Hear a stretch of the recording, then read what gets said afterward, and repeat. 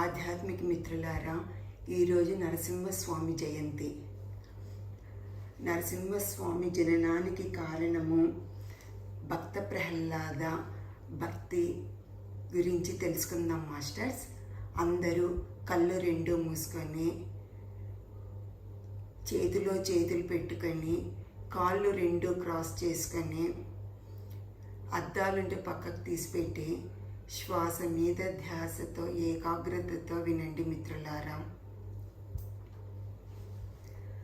అసురగణమున ఉసురున నచగ ఇలకు దిగిన నారసింహమా, తగదు కలదను అసుర శిశువుకు శరణు నొసగిన దైవమా, ప్రణయ నరసింహ విజయ నరసింహ, హింసన నచిన ఉగ్రసింహ, పరమహంస పావన, సిరుల లక్ష్మీ ధిరుల నవ్వే స్వరములే నారాయణ, అసురగణమున ఉసురున నచగ ఇలకు దిగిన నారసింహమా.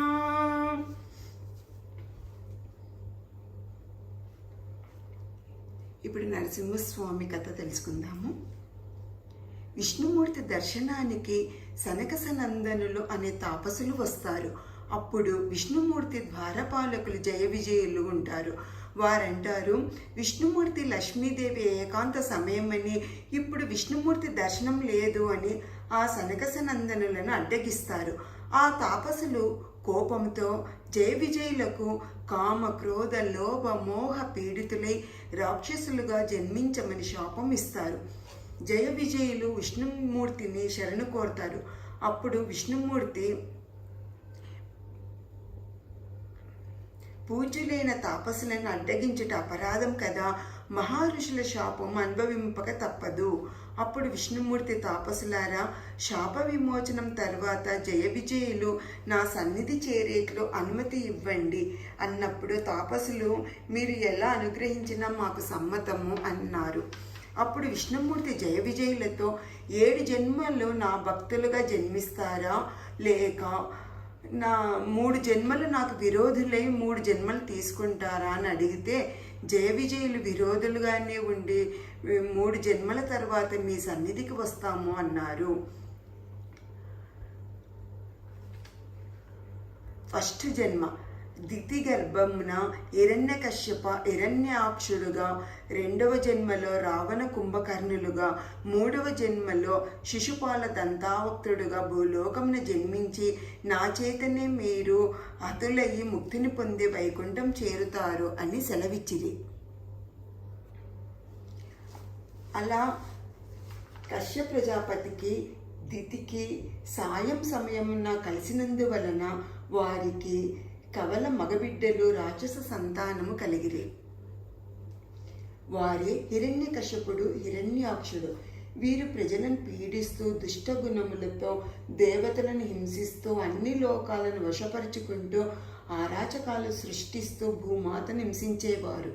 విష్ణుమూర్తి భూదేవిని రక్షించేకి వరాహమూర్తి అవతారంతో భూమిని కాపాడి హిరణ్యాక్షుణ్ణి సంహరిస్తారు. హిరణ్యకశ్యపుడు ఆగ్రహంతో ముల్లోకాలను హింసిస్తుంటాడు, ప్రజలను ఋషులను హింసిస్తుంటాడు. తన తమ్ముడి మరణాన్ని జీర్ణించుకోలేక హిరణ్యకశిపుడు శ్రీహరిపై ఆగ్రహంతో, శ్రీహరిపై ఆవేశంతో యుద్ధానికి వెళ్ళాలనుకుంటాడు. అప్పుడు వారి ఆచార్యుడు హిరణ్యకశిపునికి తపస్సు చేసి శక్తి సంపాదించి ఆ తర్వాత శ్రీహరిపై యుద్ధానికి వెళ్ళమంటాడు. హిరణ్యకశిపుడు బ్రహ్మకై ఘోర తపస్సు చేస్తుంటాడు. భార్య లీలావతి గర్భిణి. ఇంద్రుడు లీలావతి గర్భంలో ఉన్న శిశువును సంహరించాలని తీసుకొని వెళ్తుంటే అప్పుడు నారదుడు ఆ శిశువు శ్రీహరి అంశము, నేను సూత్రధారిగా ఉండి కథను నడిపిస్తాను అని ఇంద్రునికి మాట ఇచ్చి గర్భిణి లీలావతికి ఆశ్రయం ఇస్తాడు. నారదుడు నారాయణ మంత్రము చెబుతూ ఉంటాడు. అప్పుడు లీలావతి గర్భంలోని శిశువు ఊకొడుతుంటాడు. తర్వాత లీలావతి ఒక అబ్బాయికి జన్మనిస్తుంది. నారదుడు ఆ బాబుకు అందరికీ ఆహ్లాదాన్ని ఇస్తాడు కాబట్టి ప్రహ్లాద అని పేరు పెడతాడు. అక్కడ హిరణ్యకశిపునికి బ్రహ్మదేవుని దర్శనం అవుతుంది. హిరణ్యకశిపుడి తపస్సుకు మెచ్చి బ్రహ్మదేవుడు వరం కోరుకోమని అనగా హిరణ్యకశిపుడు మరణం లేకుండా వరము ఇమ్ము అని అడిగితే అసాధ్యము, పుట్టిన ప్రతి ప్రాణి గిట్టవలసిందే, వేరే కోరిక కోరుకో అనగా అప్పుడు హిరణ్యకశిపుడు గాలి వలన, అగ్ని వలన, శస్త్రముల వలన, మానవుల వలన, జంతువుల వలన, పగలు కానీ రాత్రి కానీ బయట కానీ లోపల కానీ అస్త్రశస్త్రాలతో మరణం లేకుండా వరం ఇమ్మని అడుగుతాడు. బ్రహ్మ సరే అని వరం ఇస్తాడు. చావు లేదని శ్రీహరిపై యుద్ధానికి వెళ్తాడు. శ్రీహరి ముల్లోకాలలో దొరకడు. అలా శ్రీహరిపై పగతో ఉంటాడు. నారదమునికి కృతజ్ఞతలు తెలిపి నారదముని దగ్గర ఉన్న లీలావతి ప్రహ్లాదును తన రాజ్యానికి తీసుకువెళ్తాడు. ప్రహ్లాదుడు చిన్నతనం నుండే ధ్యానం చేస్తూ శ్రీహరిని భజిస్తూ ఉంటాడు.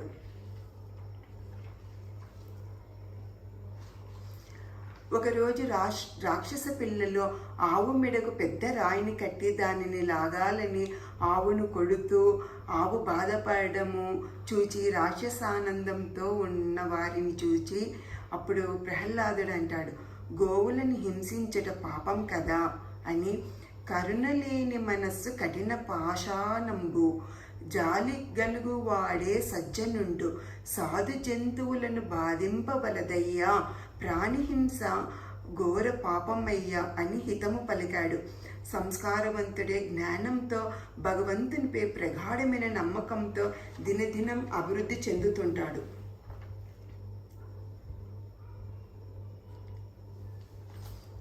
హిరణ్యకశిపునకు తన తమ్ముణ్ణి చంపిన శ్రీహరిని తన కొడుకు కీర్తించడం ఇష్టం లేక గురువుల దగ్గరికి పంపుతాడు. అయినా ప్రహ్లాదుడు మారడు. నారదముని ఆ శ్రీహరి నీ కుమారుడిలో ఉన్నాడు అన్నందుకు హిరణ్యకశిపుడు తన కొడుకును చంపడానికి నిర్ణయించుకొని రక్షక భటులకిచ్చి కొండపై నుండి పారవేసి రమ్మంటాడు. కొండ మీద నుండి వారు విసిరివేస్తారు. కానీ ఆ బాలుడు శ్రీహరి మీద అత్యంత విశ్వాసంతో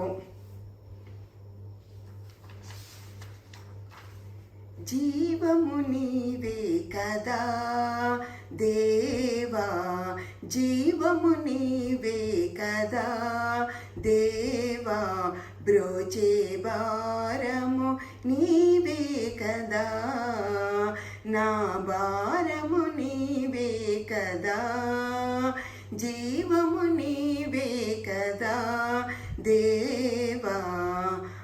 జనకుడు నీపై కినుక వహించి నన్ను వదింప మదినించి, జనకుడు నీపై కినుక వహించి నన్ను వదింప మదినించి, చంపేదెవరు సమసేదెవరు, చంపేదెవరు సమసేదెవరు, సర్వము నీవే కదా స్వామి, సర్వము నీవే కదా స్వామి అని మృత్యు నుండి రక్షింపబడుతుంటాడు.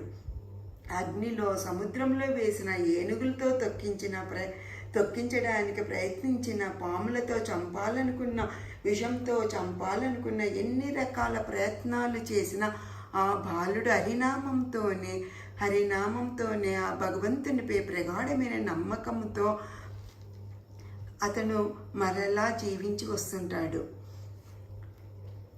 హిరణ్యకశిపునికి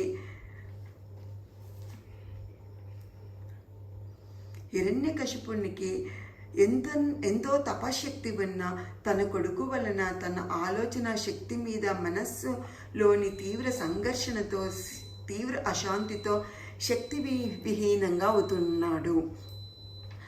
నారదుడు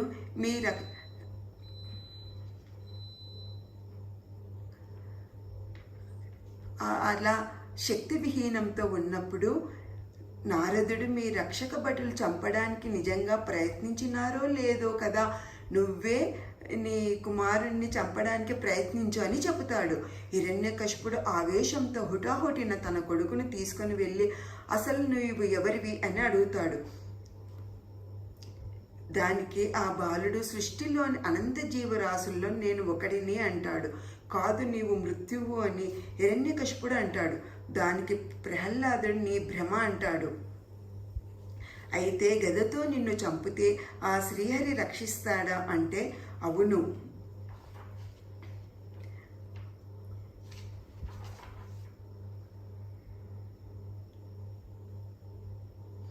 ఇంతవరకు నన్ను ఆ శ్రీహరే రక్షించాడు అని చెబితే హిరణ్యకశిపుడు ఆ హరి ఎక్కడున్నాడో చెప్పు, ఈ స్తంభంలో చూపగలవా అన్నప్పుడు ప్రహ్లాదుడు ఇందుగలడందు లేడని సందేహము వలదు, చక్రి సర్వోపగతుండు ఎందెందు వెదికి చూచిన అందందే గలడు అని చెబుతాడు. అయితే ఈ స్తంభంను పగలగొడతాడు. అందులో సగం సింహమాకారము సగము మానవ అవతారంతో ఉగ్ర నరసింహస్వామి స్తంభంలో నుండి బయటికి వచ్చి హిరణ్యకశిపుని ఎత్తుకొని గడపపై కూర్చుని హిరణ్యకశిపుని కడుపు చీల్చి పేగులు తీసి సంహరిస్తాడు. ఎందుకంటే మానవుడు చంపరాదు, జంతువులు చంపరాదు అన్నందుకు సగము మానవునిగా సగం సింహం అవతారంతో పగలుగా చంపరాదు, రాత్రి చంపరాదు అన్నందుకు సాయం సమయమున ఇంటి లోపల చంపరాదు, ఇంటి బయట చంపరాదు అన్నందుకు గడపపై అతన్ని పండేసుకొని, అస్త్రశస్త్రములతో చంపరాదన్నందుకు చేతులతోనే కడుపు చీల్చి పేగులు తీసి అలా సంహరిస్తాడు.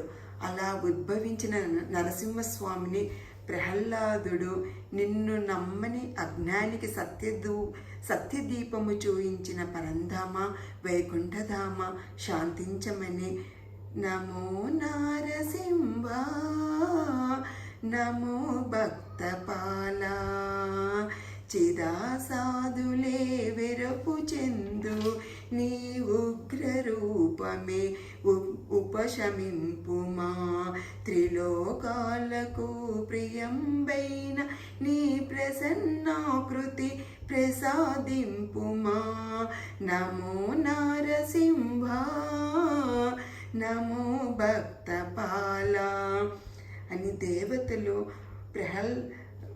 ఉగ్ర నరసింహుని ప్రహ్లాదుని ద్వారా శాంతించిన నరసింహస్వామితో తన తండ్రి నరసింహస్వామి